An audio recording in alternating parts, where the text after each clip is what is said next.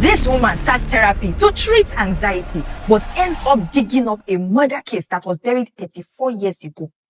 This woman, her name is Funmi Bakare. She's 42, a powerful businesswoman in Lagos, aka boss lady. And from the outside, her life looks perfect.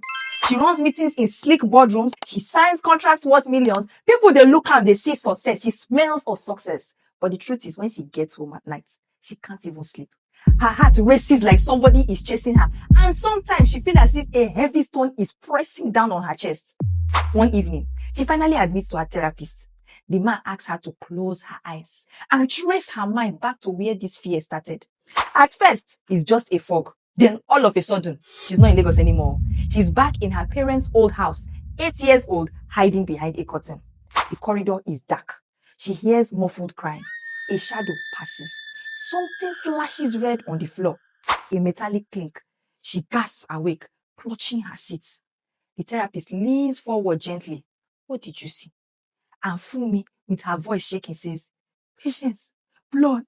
She didn't die in a robbery. Someone was there. And let me give you some big backstory. Patience was their young housemaid when Funmi was a child. She was killed in the house one evening. Police did their work and said it was a robbery gone wrong. Case closed. Nobody ever asked any question after that.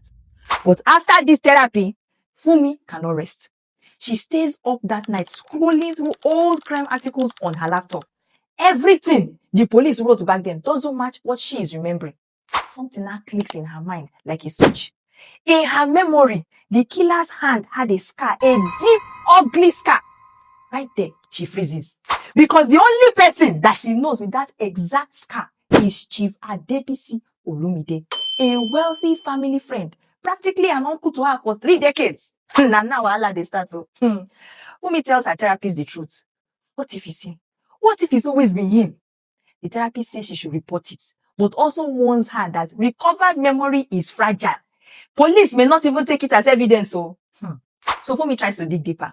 She searches records, calls old contacts, but she discovers the investigating officer on this case died years ago in an accident. The files are now missing. Witness statements gone. It's almost like somebody don't give himself ministry work to clean everything up. Then she now hears whispers. Patience wasn't a random victim. She was pregnant at the time of her death. And there were rumors that she had been involved with a married man, a very powerful married man. That clue nearly stops Funmi's heart. Because if it is true, then Patience wasn't killed during a robbery. She was silenced. A few weeks later, Funmi attends a gala. The hall is glittering with chandeliers and fake laughter. It's so nice to see you. She spots Chief Olumide across the room. About they smile, they shake hands. His scar catches the light. For everyone else, he's a generous elder statesman, Egbon. For Funmi, all she can see is blood under his scarred hand. When he grips her shoulder warmly, her body just tights more. In her mind, the memory overlaps. That same hand is the hand that was pinning Patience down. It doesn't stop there. She later overheard him telling a joke in Yoruba. The exact same regional accent she heard in her memory 34 years ago whispered over Patience's body. The past and the present connect in an instant. At this point, Funmi realizes Patience might have been killed because she tried to expose the affair. And the murder weapon, a letter opener from her own father's study. This means Olumide killed Patience right under their roof. Now Funmi knows too much, but she doesn't even have evidence. She can't just run to the police and say, I have flashback, I'm remembering things. I go. So she now tries something dangerous. She secretly records a conversation with him. At a lunch, she casually says, Uncle, do you remember Patience? The maid who died when I was little. For a second, his smile freezes. Then he leans in, drops his voice and says, Careful, Funmi. Some ghosts should stay buried. That single sentence chills her blood. Because it's not denial, it's what? It's warning, clear eye warning. That same night, someone tries to break into her car. She knows instantly that Olumide is trying to scare her off. But Funmi is no longer that frightened 8-year-old girl. She gathers every scrap of recording, every note, every suspicion, and makes sure copies are with her therapist and trusted officer. Then she does the unthinkable. She lures him into a trap. She invites Chief Olumide to her home, pretending she wants to talk about old times. They sit in her living room, cross-legged, with refreshments. The air is still cool and tense. She stares at him and says, "You killed her, didn't you? You killed Patience." Silence. His face can squeeze well. He now finally admits it.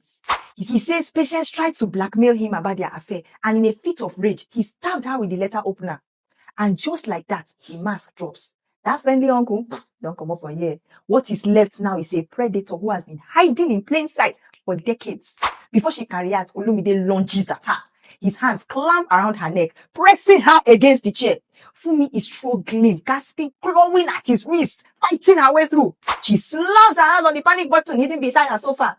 Sirens start to echo faintly in the distance. And this is the moment where the story flips completely. The police arrive before Olumide can react further.